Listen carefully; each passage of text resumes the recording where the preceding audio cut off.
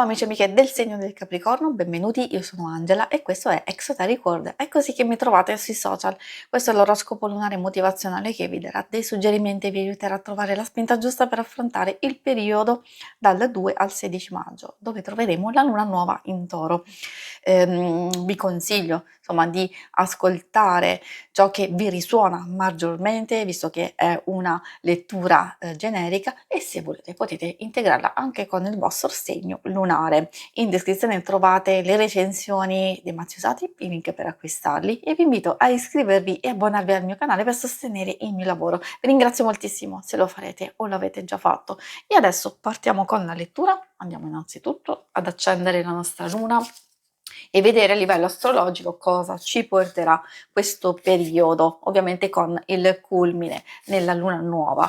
In Toro ci porta maggior equilibrio, benessere, possibilità di gettare le basi per il futuro, quindi una nuova energia di ottimismo, speranza, fiducia, pazienza, che ci permetterà di realizzare grandi cose. Forse in questo momento più per prepararci, per preparare il terreno, per cogliere un buon momento per comunicare, prendere decisioni importanti, cogliere nuove opportunità.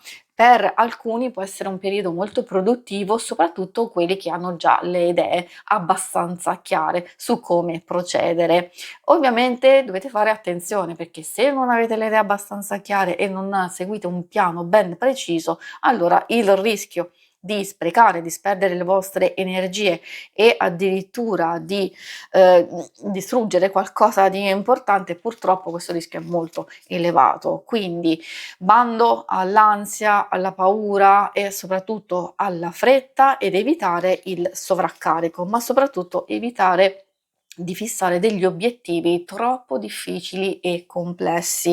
Il primo messaggio arriva dalla luna nuova. Ecco, questo potrebbe essere proprio un messaggio perfetto per questo periodo, perché si riferisce all'inizio, anche in un certo senso alla positività per, diciamo, da accogliere, per nuove idee innovative, per delle novità in arrivo, per stabilire nuovi traguardi, oppure di utilizzare, di saper come utilizzare le nostre energie, quelle di attrazione, per prepararci ad accogliere un messaggio, un segnale intorno a noi, di avere comunque una mente aperta, e poi anche soprattutto, come vi dicevo, di favorire questo cambiamento verso il nuovo inizio.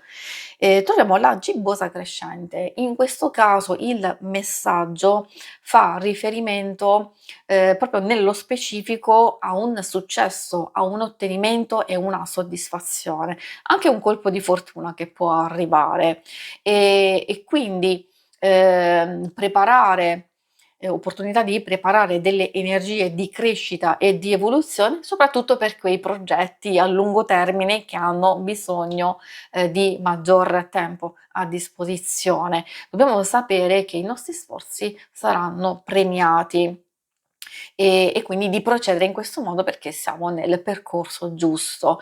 Come vi dicevo, anche occhio a gestire le spese, le vostre energie senza esagerare, e quindi di essere abbastanza equilibrati, di utilizzarle al meglio, perché altrimenti ci potremmo sprecarle per cose inutili. Invece dobbiamo concentrarci solo sulle cose più importanti.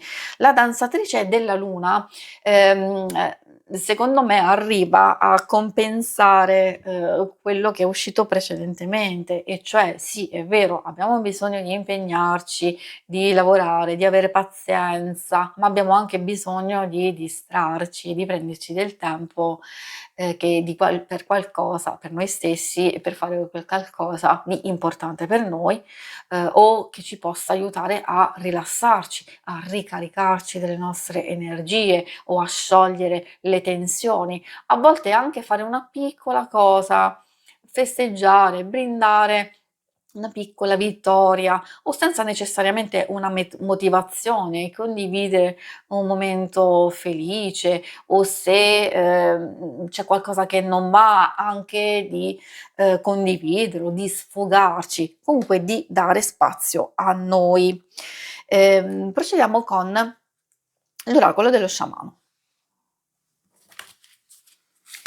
Vediamo ulteriori indicazioni.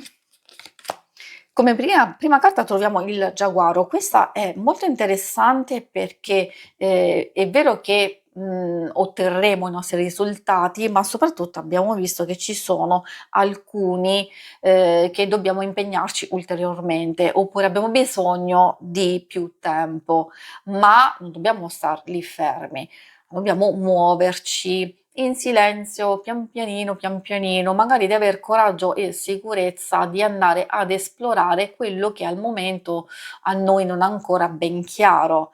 Spesso succede che se non abbiamo le idee chiare, se non siamo sicuri di un qualcosa, rimaniamo fermi. Invece questa carta ci sta dicendo di ascoltare il nostro intuito, dobbiamo recuperare il nostro istinto e curare, superare la paura di lasciare andare un blocco o un qualcosa che appunto ci tiene fermi e andare avanti, comunque andare avanti.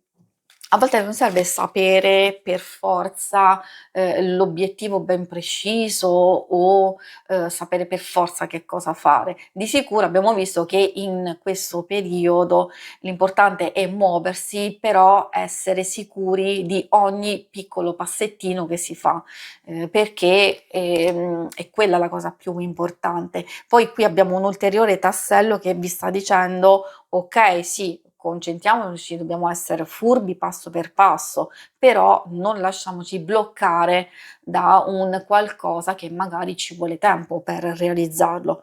In qualsiasi circostanza, meglio muoversi. La ruota della medicina fa riferimento sia a una fase di guarigione, sia allo stesso tempo di connessione, e cioè creare degli spazi per noi, e questo fa riferimento a quello che abbiamo visto precedentemente.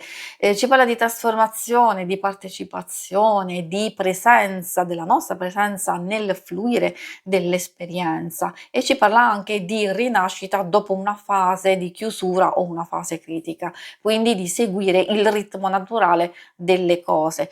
In ogni cosa c'è un inizio, c'è una crescita e c'è una fine. Di accettare se c'è una fine, però, e quindi di favorire il nuovo inizio. Se invece abbiamo bisogno di portare in crescita e un'evoluzione a un qualcosa, ecco che ci dobbiamo impegnare. Se siamo già in una fase iniziale, allora dobbiamo continuare in questo modo. Quindi di seguire un po' il flusso degli eventi, di accompagnarli e di non forzarli. E la montagna sacra ci va a dire che anche questa parla di spazio interiore. Vedete come salta fuori questo messaggio molto prepotentemente, cioè di cercare sia spazio dentro di noi, intorno a noi, per trovare delle risposte, una guida, prima di tutto in noi stessi, questo sempre. Anche alcuni messaggi dicono che voi avete l'intelligenza e la conoscenza per contare sulle vostre forze, però se avete dei dubbi e delle perplessità, sicuramente c'è quel luogo, c'è quello spazio anche esterno a voi, può essere una persona, può essere un vero e proprio luogo di meditazione, nella natura, in un qualcosa, anche in una pratica che vi fa stare bene, ecco, è lì che dovete procedere.